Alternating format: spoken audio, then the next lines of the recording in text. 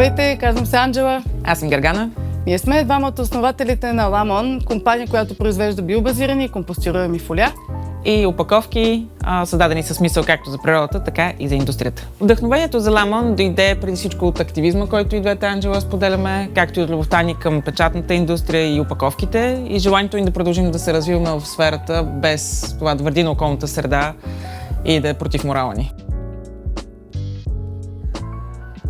Едно от основните неща, които за нас бяха ключови, е хората, съответно съоснователския екип е изключително важен, външни експерти, асоциации, хората, с които са около нас. И разбира се, фандрейзинг. Европейската комисия дава добър пуш на компании като нашата, но е важно да не пренебрегваме обема, който ще ни е нужен по време на развитие на технологичен стартъп като нашия със сигурност. Отново бих споменала екипа от съоснователи през екипа, който в момента сме изградили около нас и който предстои да доразширим. Изключително важно е да споделяте с еднаква страст, еднакви ценности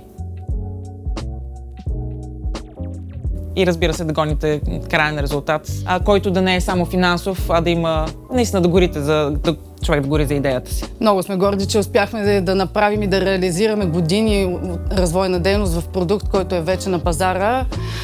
И въпреки скептицизма, с който сме се срещали с Гергана като жени основатели в така тежка индустрия, съумяваме и с това се справяме. Не очаквайте да сте готови, просто се впуснете в това приключение. Самочувствието ще дойде след това, с подкрепата на заобикалящата среда и разбира се, пак казваме, екипа. Да, вярвайте на инстинктите си и си се доверявайте, и преди всичко трябва да сте готови за много дълг маратон.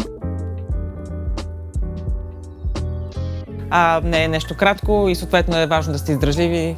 Повторя, Санджи, екипа е това, което ще ви подкрепя, когато вашите сили свършват, някой друг ще има резерва и така до един хубав финал.